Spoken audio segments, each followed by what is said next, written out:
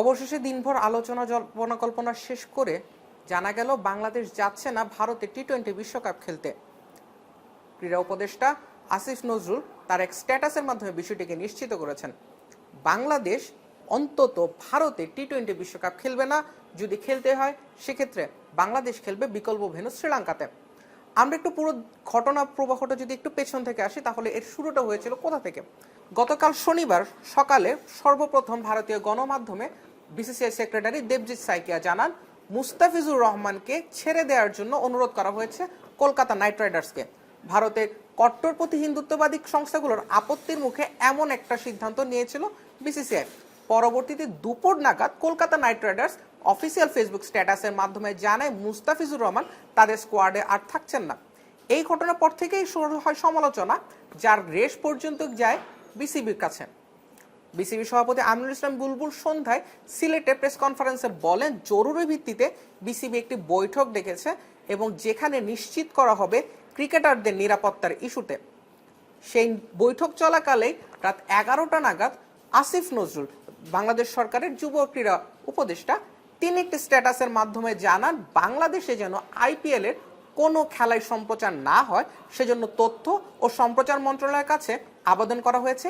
সেই সঙ্গে তিনি আরও একটি বিষয় তার স্ট্যাটাসে উল্লেখ করেন, বাংলাদেশ যেন ভারতে বিশ্বকাপ খেলতে না যায় সেজন্য প্রয়োজনীয় ব্যবস্থা নিতে বিসিবিকে নির্দেশ দেওয়া হয়।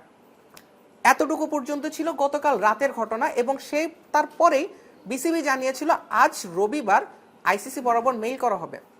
সকাল থেকে ঘটনার নতুন মোড় নেয়, যেখানে প্রাথমিক একটা বৈঠকে বিসিবি পক্ষ থেকে নিরাপত্তা সংক্রান্ত ইস্যুতে বিস্তারিত জানতে চেয়ে আইসিসি সিকিউরিটি ইউনিটের কাছে একটি মেইল পাঠায়।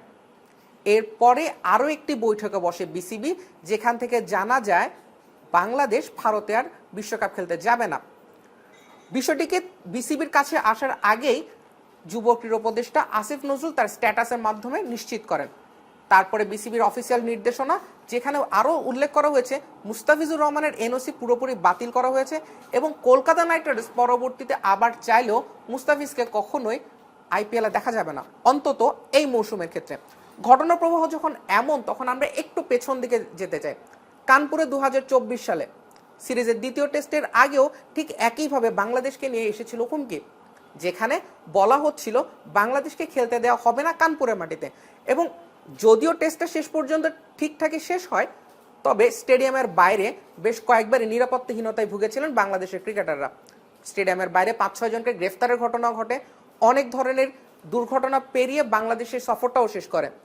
আরও একটা বিশ্বকাপের আগে আর একটা বৈশ্বিক আসরের আগে ভারতকে কেন্দ্র করে এমন অবস্থা।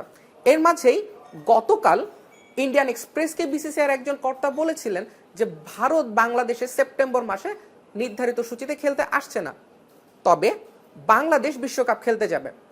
আজ সকালে টাইমস অফ ইন্ডিয়াতে বিসিবির আরেকজন কর্তা নাম প্রকাশ না করা সত্ত্বেও বলেছিলেন, কারো ইচ্ছার অধীনে থেকে ভারত থেকে বিশ্বকাপ সরিয়ে নেওয়া সম্ভব না।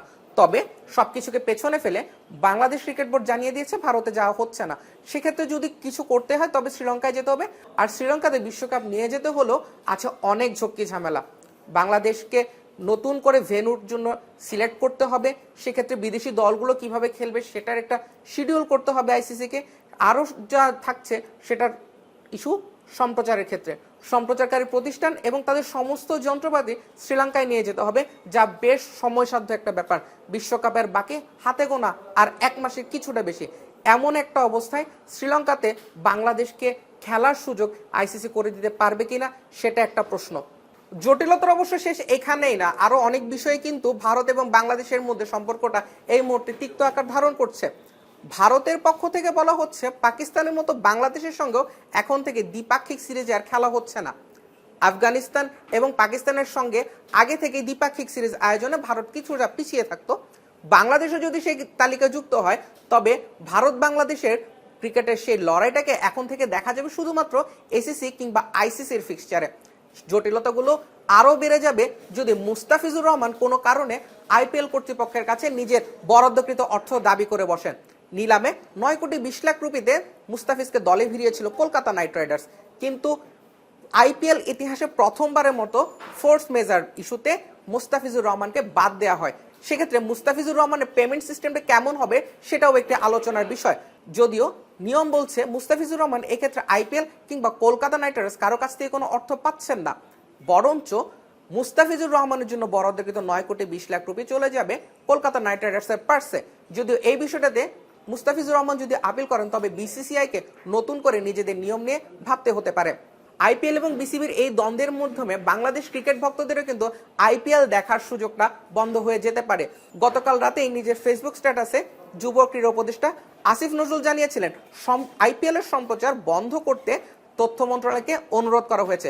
আজ সকালে সংবাদ সম্মেলনে উপদেষ্টা সৈয়দ রিজওয়ানা হাসান তিনিও জানিয়েছেন এই ব্যাপারে ভেবে দেখছে বাংলাদেশ সরকার। তবে কি মার্চ এপ্রিল নাগাদ আইপিএল দেখার সুযোগটাও বন্ধ হচ্ছে বাংলাদেশের দর্শকদের জন্য? এরই মাঝে নতুন করে আলোচনা আসতে পারে বাংলাদেশে আইপিএল এর সম্প্রচার নিয়ে। গতকাল রাতে যুব ক্রীড়া উপদেষ্টা আসিফ নজরুল জানিয়েছিলেন বাংলাদেশে যেন আইপিএল সম্প্রচার না হয় সেটি নিশ্চিত করতে তথ্য ও সম্প্রচার মন্ত্রণালয়ে অনুরোধ জানানো হয়েছে।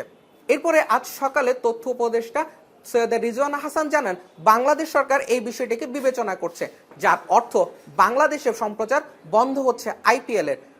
অন্য একদিক থেকে যদি বিবেচনা করা হয় ভারতের ক্রিকেটের সঙ্গে রাজনীতির এই সংযোগটাকে একটু পিছন ফিরে দেখা যাক। নভেম্বর মাসে বাংলাদেশে ঢাকা জাতীয় স্টেডিয়ামে খেলতে এসেছিল ভারত ফুটবল দল, যেখানে বাংলাদেশ জয়লাভ করেছিল 1-0 গোলে। খেলার মাঝে রাজনৈতিক ব্যানার এবং সীমান্ত হত্যা নিয়ে সচেতনতা বিষয়ক টিফো থাকলেও খেলার মাঠে তার প্রভাব পড়েনি। ভারত দল বাংলাদেশে এসেছিল, খেলেছিল এবং চলে গিয়েছিল সম্পূর্ণ নিরাপদভাবে। তবে ক্রিকেটে আসতেই সেই সংখ্যার শুরু, সেভাবে রাজনৈতিক বলয়ে চলে যায় ক্রিকেটের পুরোটা অংশ। বাংলাদেশ সরকার এরই মাঝে পুরো বিষয়টিতে দেখভাল করছে এবং সংযুক্ত হয়েছে। যদিও ভারত সরকারের পক্ষ থেকে এখন পর্যন্ত কোনো প্রকার কার্যক্রম দেখা যায়নি, তবে ধারণা করা হচ্ছে খুব শীঘ্রই এতে যুক্ত হতে পারে ভারতের সরকার এবং রাজনৈতিক সংশ্লিষ্ট অনেক ব্যক্তিত্ব।